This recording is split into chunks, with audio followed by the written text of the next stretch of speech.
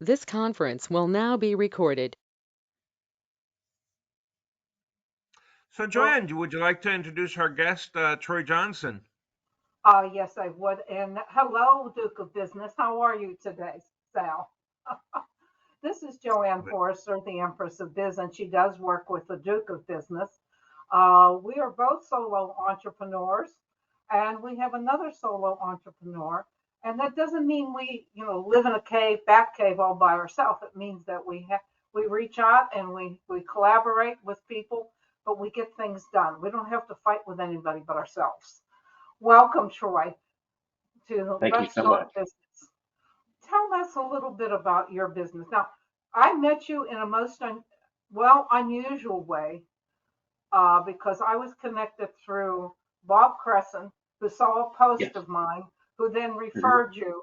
So tell me more about you because I was fascinated with what you did when we just briefly talked. Okay. Okay. Thank you. Well, as a social media strategist, I help primarily small and medium businesses identify their audiences online and talk to them. In a nutshell, that's it. A lot of people are attempting to use social media in one factor or another with mixed results, very mixed results, Mhm. because they think they have to chase the shiny object. They don't necessarily speak to the audience that they're actually seeking. They may be speaking to another audience because a lot of misconceptions and misinformation is out there about social media, and they need someone to help guide them. Okay, who do we want to talk to? Who is the client or the customer? What is the kind of information they consume so we can make sure that the content and all the information we're putting out is what they're looking for to find out about your business and so forth. I guide them through that whole process in order to make social media the most effective advertising platform there is for them. And I believe that pretty strongly today that social media is the lowest cost, most efficient way to reach targeted clients for small to medium businesses today. So, Troy, let Uh, me let me ask you a question because Okay? full disclosure, okay, I don't mind saying this after all these years. My worst grade in the MBA was marketing. Okay, hmm I didn't have any problems with finance. I didn't have any problems with accounting, with everything else. Marketing was a total disaster. So I'm still trying to learn.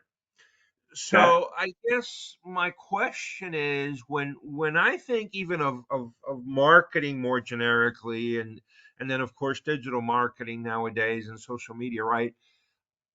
Do you first try to establish that audience from like a demographic psychographics perspective, meaning single, married, level of income, interest, hobbies, political leanings, whatever the case may be, and then hmm once you have established sort of that, again, demographics, psychographics, characteristics, whatever you want to call them, then say, okay, for this audience with these characteristics, the best way to reach them is Facebook or TikTok or Instagram or LinkedIn. Is that what you do, or am I like way off, like I was back at my MBA? That's no, that's absolutely it. And the folks who don't do that end up wasting a lot of time pursuing customers in the wrong place. So that is the only way to do it effectively, to make sure that the establish who the audience is, who it is you want to talk to, what kind of message they're receptive to, and then get it in the right place so that they see it. Otherwise, all you're really doing is something along the lines of putting up a road sign on a major interstate and hope the customers for your business pass by it. If you're not targeted, if you're not spending the time identifying exactly what the customer wants, what they see, where they go, if you don't do that, you're pretty much guaranteed to fail. So that is the essential first step, and I cannot stress that enough. Okay. Well, let me ask you a quick follow-up question, and I'll turn it back to JoAnn, because I know this is also changing as we go, which is part of the challenge, right? Yes, Could indeed. you kind of give us a one-line summary for three or four of and now I'm thinking almost backwards, right? Could you give us like a Okay. one-line summary of three or four of the major platforms and who would be good target markets to approach through that platform? So meaning, who would be a good target market to approach through Facebook, through TikTok, Instagram, LinkedIn? I don't know, whoever three or four of those major platforms, and just sort of a quick description of, yeah, this is the one I would use if my target market looked as such and such. Got it. For businesses, business owners, LinkedIn, obviously, from the example that JoAnn gave us earlier. For especially retail customers in an older demographic, Facebook is the primary tool they're using. For a younger demographic, that is 28 and under, you're looking at TikTok is one of the best ways to reach them. If you're looking for a general rule about, okay, I want to know how to prepare for the next platform, my fourth and final example would be the younger the demographic, the younger the audience you're going for, the more visual it's going to be.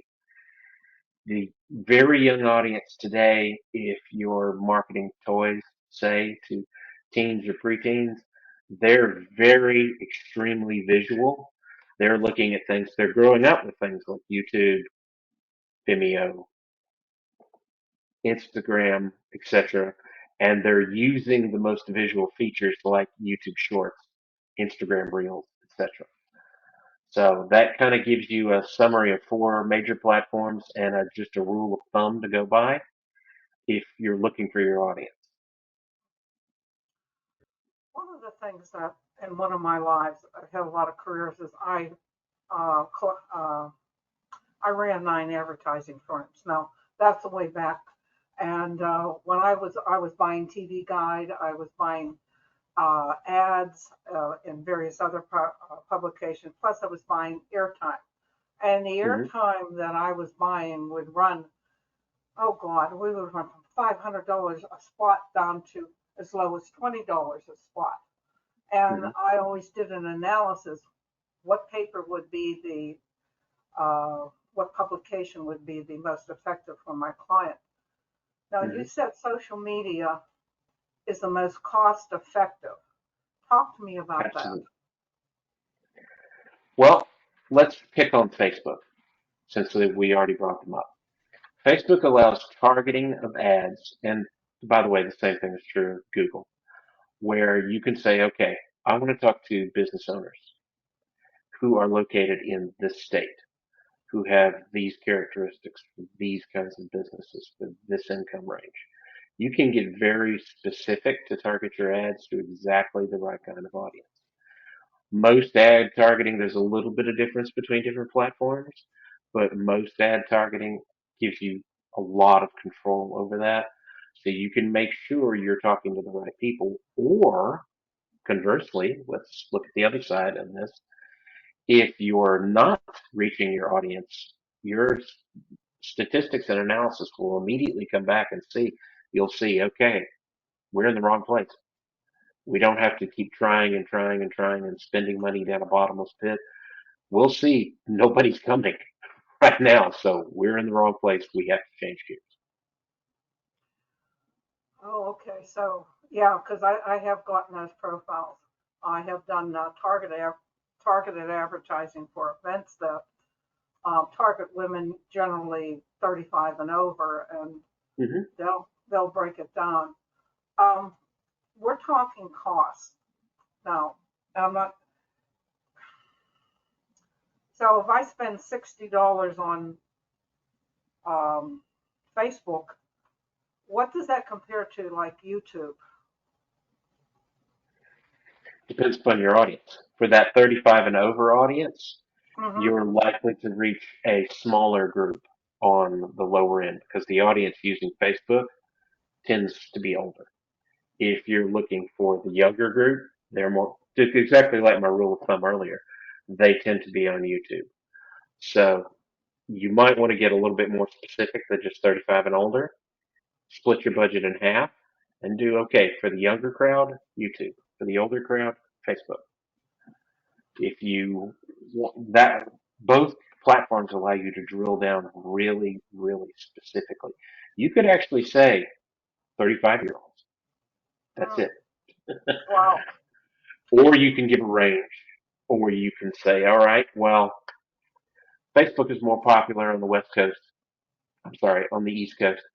Uh, Google and YouTube is more popular on the West Coast. Let's split it in half geographically. That's what the targeting allows you to do, to get very, very specific. It's one of the things that makes it the single lowest cost option available to small and medium businesses. How do you get to know your clients? What do you do? So let's say this is JoAnn. She's writing a book. How do you get to Mhm. know me? The very first thing I do, in fact, in our initial interview, before we've even decided that I'm the right fit to solve your problems, is we sit down and have an interview where we have a very specific conversation on, okay, who is it we're trying to reach? Who's the audience? Who's the customer? Let's create a customer profile so that I can answer the question, can you reach them? It's possible we may be pursuing an audience that I simply just don't have enough experience with. Or if I don't have the knowledge of that audience, I need to know exactly who it is. I need to know all the specifics. I need to go off and do the research and then come back and say to the client, okay, to reach that audience, you must do one, two, three. That's the very first and really most essential step, because if you don't do it, you're building a foundation on sand and you will eventually fail. Does Now, Forrester? Troy, let me ask you a quick question because this is something Okay. that I used to wrestle with many years ago when I was running different type of businesses that did a lot of digital marketing and hmm frankly I never got a satisfying answer and I'm wondering if the technology, the processes have changed or it's just the nature of the beast. But so let's say for example I do some digital marketing, right? I post on social media. I do some SEO, whatever the case may be, right? hmm So I start with, let's just say, some social media activity, and let's say the person goes to my website. Now they can do a couple of things. Maybe they can order right off the website. Maybe they can contact me off the website. Maybe they can email me directly. Maybe they can call on the phone. And funny enough, the other day I was listening to an ad that said that a lot of people that search on the website, a lot of them end up calling on the phone. Um, Right. so I know, for example, you can trace it to a certain level. You can say, okay, listen, my ad is getting this many clicks. My website is getting these many visits. But is there a way to connect those dots end to end to say, okay, listen, he saw my ad on Facebook, then he clicked on my website, then he called me on the phone, then he sent me a purchase order on the email. Is there a way to connect that so that you really know end to end how effective your marketing is, or it's just some disconnects where you just lose the scent no matter what? I knew the answer to this before you asked the question, and sadly, it's both. The reason is that there are a lot of privacy issues involved in social media. Many people have the option and choose the option to turn off things like location and so forth, so there will always be some things you can't track. You will always, for example, if you're doing a targeted ad campaign for the state of New York, you will get people in California. So it's not perfect. It can never be perfect. But the opposite side of that is yes, there is a very efficient way to set up your social media so that it's tracked from your initial ad, just in your as your example went, from your initial ad click to your website. What did they perform on your website? Did they message you? Did they click on the phone number to call you? Were they using a desktop? Were they using a mobile device? Did they email you? Yes, you can track that whole schedule. Will it be perfect? No, never. It can't be.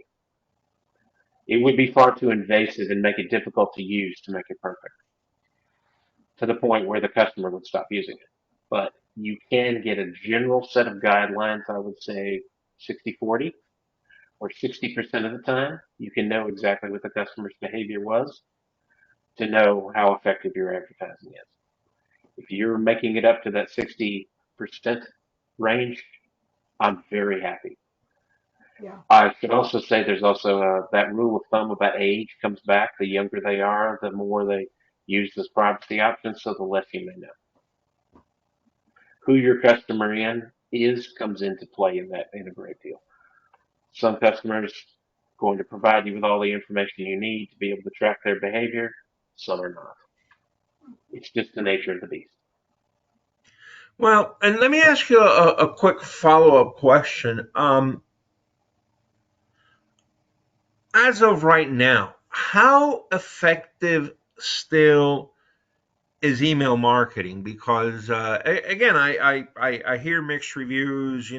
Some people say, "Oh, email marketing is old school. They block you, they throw you to spam, they filter you out." And Right? and other people say, "No, email marketing is still one of the best tools out there." So Mm-hmm. how do you fall on that? Is it still effective? Is it still worth it compared to maybe more sort of what I think of as traditional digital marketing of everything we've been sort of talking about up to now? I still believe I've still seen the results in lots of campaigns that email marketing is one of the single most effective forms out there. However, there's a very important caveat. It's exactly the same as old regular mail marketing. It all depends upon your mailing list, how well you take care of it, how well you maintain it.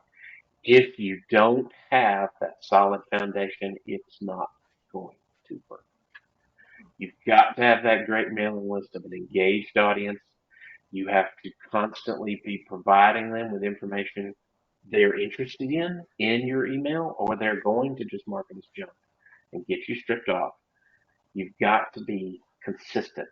In fact, I've got what I call the three C, three guidelines for using social media in any form, but they are particularly applicable to email marketing.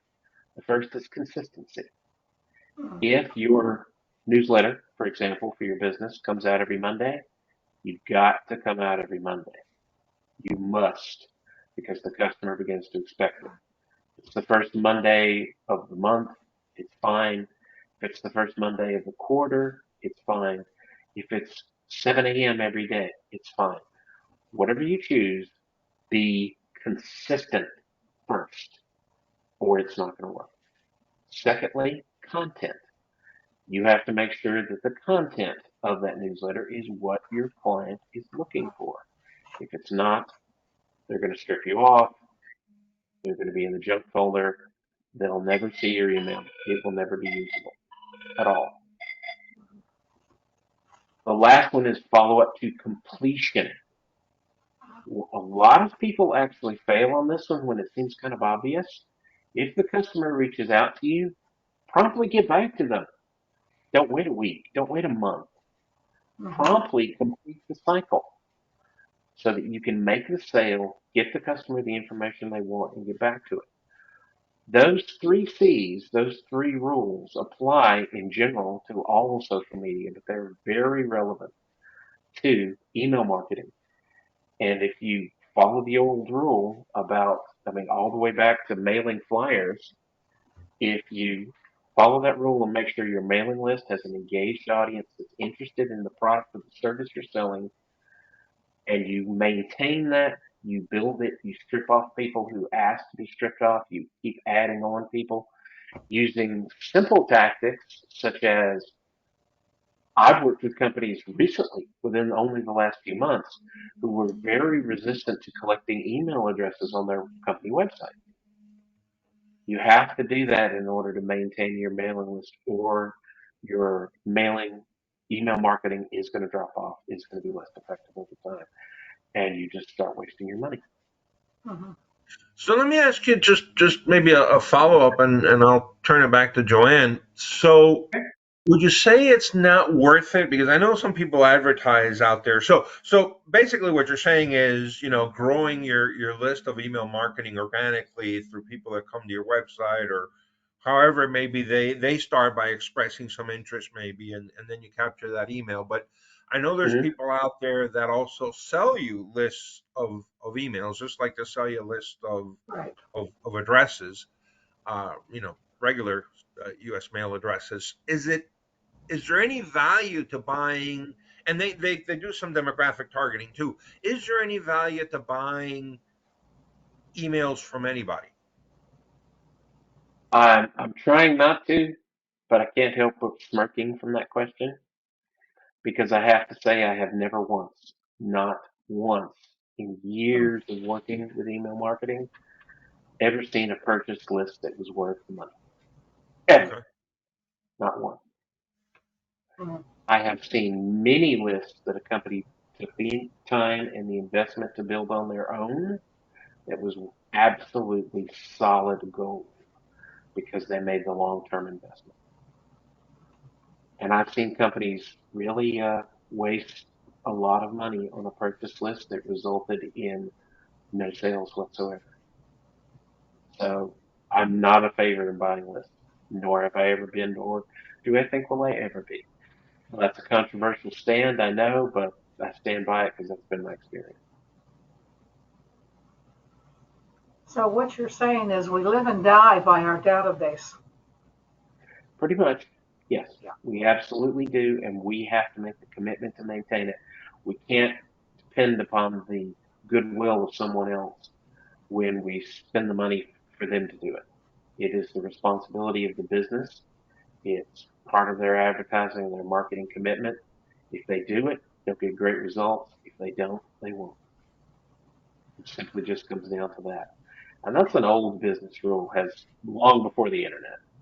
If you're not Hmm. committed to knowing who your customers are and what they want and tracking that and keeping up with changing times, you're going to die. It's just that simple. Yeah. Yeah. So your services, um, you start with a client, and I was amazed. I have to tell you, I was amazed at what Troy did, how he connected me with Mary Eder and her books, which we interviewed, and we're going to Hmm. re-interview because of technical difficulties on my side. I was just amazed at how you just connected. It was a wonderful connection. You're in Georgia, I'm in Pittsburgh, Pennsylvania, Sal's in Ohio, and to me that's just an amazing example of how the world has gotten a lot smaller. Hmm. You start with a client, and you give the preliminary assessment, and then what happens? You do the so just explain the whole process because we'd like to get you more clients. Is what we're saying. Okay, I appreciate that. What I do is sit down with a client and have that initial interview and just say, are we right for each other? Can I help you? We identify who the customer is. We identify where the customer is and what resources that the business has to reach that customer, what we need to do to get them. We decide on a price. We move forward. From that point, it's going to be very specific to the customer that the business wants to reach within the business's resources and budget. We have to make it very customer focused or it absolutely every single time is guaranteed to fail. If the business wants to talk about, okay, we have this product that's absolutely the greatest thing since sliced bread, and because we told you it's the greatest thing since sliced bread, you should buy it from us. It really doesn't answer any questions in the customer's mind. It doesn't tell the customer what the benefit to them is. So talking about how great the business is doesn't result in sales. A lot of Hmm. people fall into that trap over and over again. What you have to do is tell the customer, this is what we're going to do for you. This is the benefit we're offering to you. You must be constantly focused on talking to the customer. Then we create a strategy that does just that. It goes by my three C's: consistency, content, and completion. Of okay, let's consistently get the content the customer wants to see in front of the customer for them to see it as often as possible.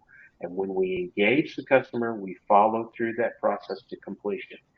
If it's responding to their email through email marketing, if it's tracking their behavior from a Google ad to a website to an email from a contact form to a salesperson back to the customer. If it's, let's start out with a completely different example. If it's following through that process to, okay, we consistently advertised on Facebook, they went to our posts, they went from our posts to our website, or perhaps used the chat app to reach out to us. We responded, it resulted in a phone call, we tracked that, and then it resulted in a sale. If you don't maintain that process consistently, if you don't have a strategy that we're going to do this from A to Z, somewhere, somehow, you'll lose the audience. And you'll find you're just pouring money down a hole. The whole thing of what I do is assist a business not pour money down a hole and get their message in front of their audience. That's the process from soup to nuts. And let me tell you, Troy, one thing that I do when I go to websites, and now I don't know if I've done it in a cynical way, but I always go look at the blog posts. And if I see that they started doing blog posts, let's say 5 years ago, but stopped 4 years ago, it goes back to what you're saying. It makes me wonder. And then on the flip side, I know there's people out there that their business is to do blog posts for you so that you always have fresh blog posts on your website. I just don't know how effective they are as much as they want to know your industry and then as much as maybe they want to know your in particular company, they're still relying on you to feed them things, feed them information that then they can turn into blog posts for you and then pop into your website. So actually, let me ask you that question. Is it effective to hire somebody to do blog posts for you so there's always something fresh on the website, or is that also like you haven't seen that work and that's also just wasting money? That's a really broad question, but if I'm going to go to the bottom line, I would say yes, to sum it up. It can be effective if you're willing to work with a person. You cannot simply just say, okay, I found on this freelancer website, do me blog posts, send them to my website. You can't be that unengaged, disengaged by yourself. You have to tell them everything I just said before. This is the audience I'm trying to reach. This is the product I'm selling. This is the information I want.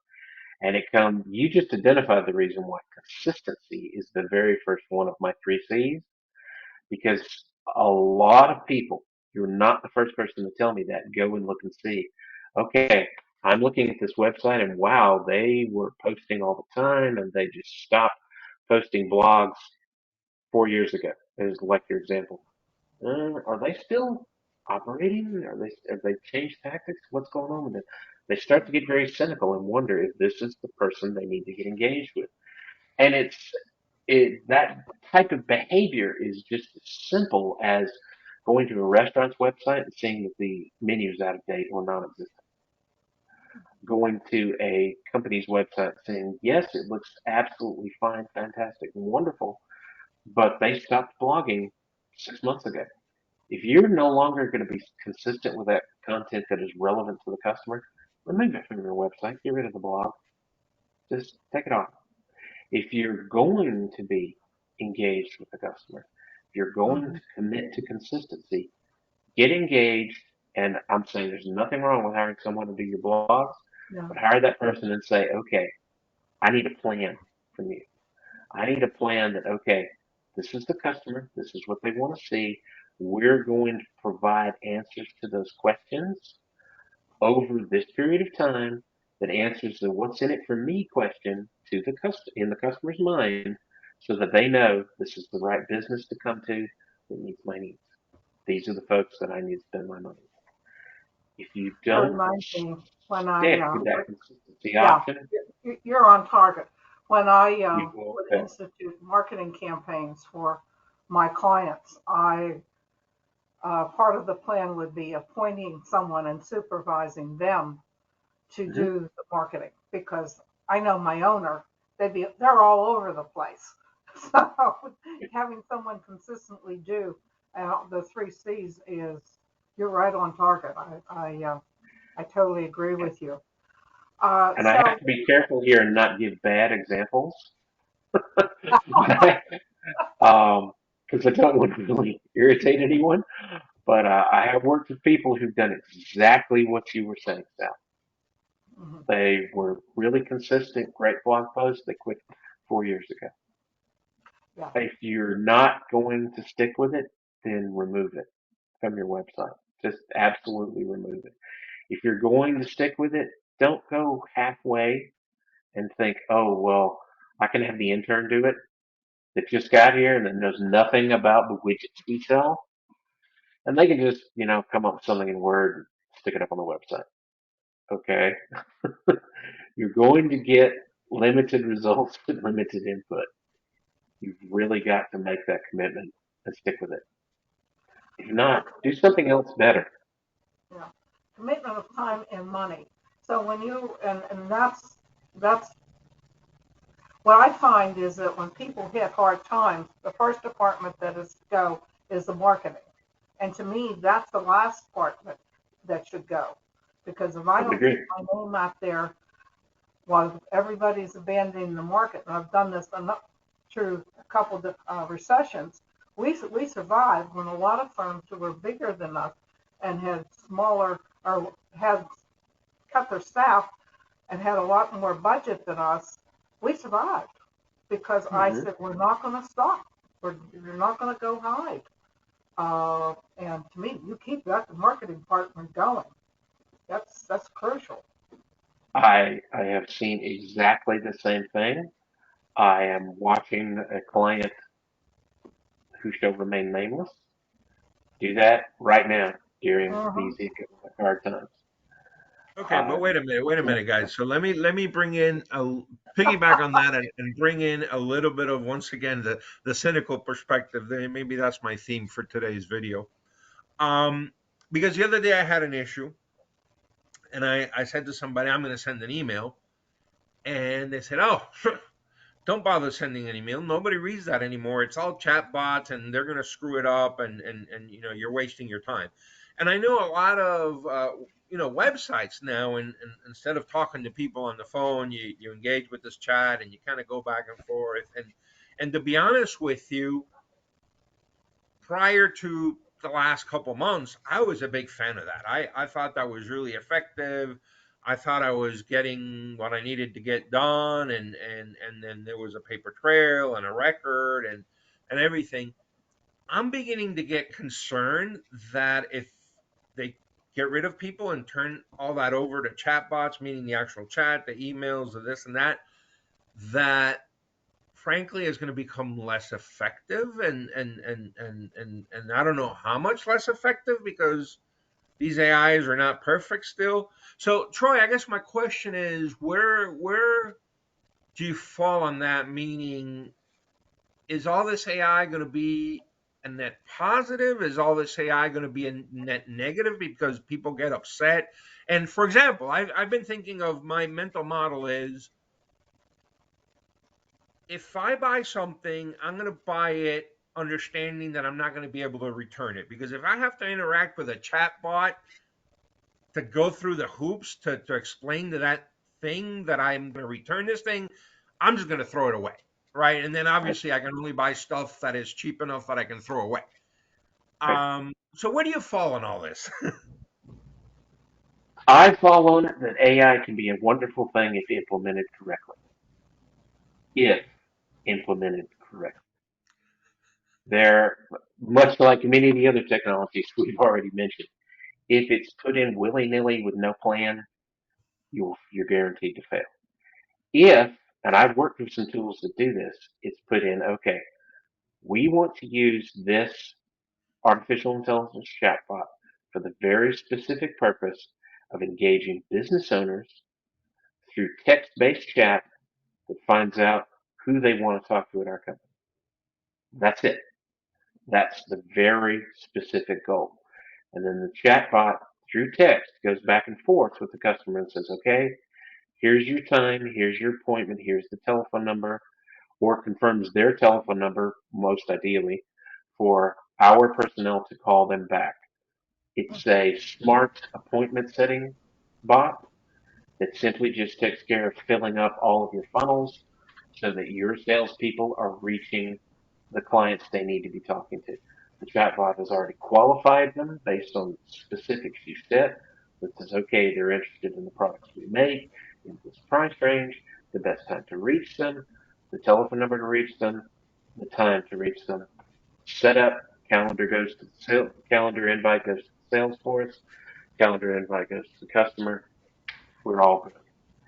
If it's done very specifically with a plan like that, I think it's absolutely wonderful. It's one of the greatest, most productive tools we've seen probably in my lifetime. If it's done thinking, wow, we've got AI, what are you Yeah. going to do with it? Yeah. But we've got AI. Yeah. And I think a lot of companies are running willy nilly into that, just like going, hey, the more salt, the more AI we put on this steak, the better it's going to taste. No, it's not. AI Absolutely, is no, it's only not. as good as the people managing it. That I That's it. found. Exactly. If you don't have a plan, such as my 3C system, or some kind of plan that we must do A, B, C in order to accomplish objective A, it's not going to work.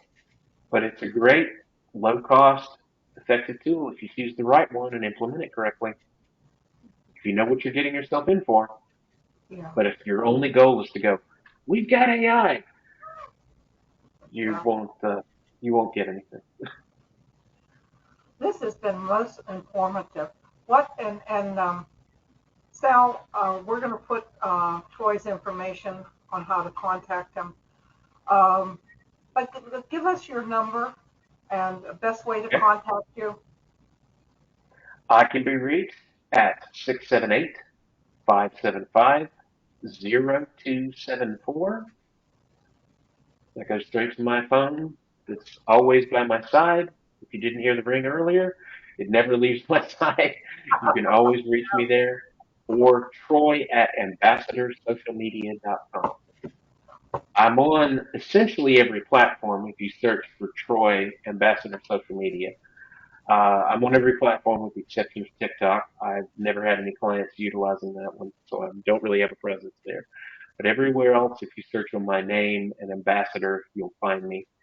And lastly, would like to make an offer to anyone watching this chat. If this is mentioned, if you mention Sal or JoAnn's names and say that's where you saw me, over the next 10 days until July the 10th, I will give out a 25% off special. Okay. Holy Total crap! cost, Thank all you of very my much. services, 25% off to anyone who mentions this chat through July the 10th. Would you And for send the that to younger me in people, by the writing way, that so I don't can like to post write it? down anything anymore, we will put his contact information in the description of the video on Yahoo, and you can just go in there and cut and paste. So, again, some of us are old school. We rewrite stuff, but if you just want to cut and paste, it'll be in the description to the video. I will make sure that you've got the most up-to-date contact information for that, and you can always just Google me, Troy Okay. Johnson, Ambassador Social Media. You will find me. I wish we had ours with you. You're absolutely fascinating. Any last comments, Sal? No, just want to thank you for joining us today and being so informative because, like I said, Since 1986, I've been trying to do some remedial self-study on marketing, and of course, I don't need to tell you back then that this whole issue of social marketing didn't even exist, or social media didn't even exist. So Mhm. this is all brand new for me. So thank you for taking some time to educate us, and everybody else that's listening and or watching. So appreciate it very much. Thank you so I much for having me. And simply just remember, I'm going to remind everyone of that tip of remember the three C's: consistency, content, completion. You do those things on your own without a coach or without a strategist or anything, you'll be more effective. And right now, I would challenge everyone who's trying to reach a business, go to your LinkedIn profile and update the headline of your profile to answer the question of what can you do for the customer and who's the customer? What and who? Those two things. So that anyone who Googles you and comes up with your profile on LinkedIn, anyone who searches for you on LinkedIn can see right immediately, okay, they can do this for me. And your headline answers the question of what's in it for me in the customer's mind. You do that, you'll make a sale. This is like a master class in social media. Thank you. Thank you so much for having me. JoAnn, it's wonderful to talk to you again. And Sal, it was great to meet you.